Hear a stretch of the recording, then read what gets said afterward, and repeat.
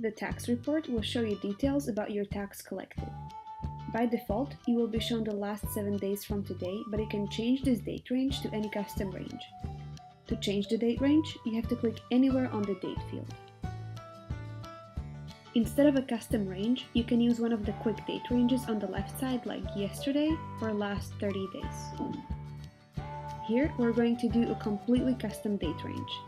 In this section, we'll be selecting the start time and date, and in this section, the end time and date.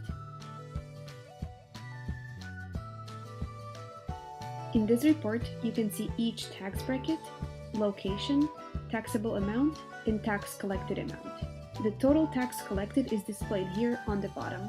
You can break this report down by your different tax brackets, so you can view each tax bracket separately or all brackets in one report. You can further break this down by point of sale devices or by locations to see tax collected by location. You can also either see the overall tax collected like we're doing here, or broken down hourly, daily, weekly, or monthly for the specified time period. You can export or print this report directly from this page.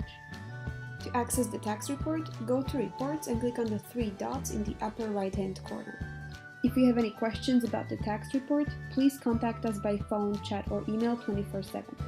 We'll be happy to help you.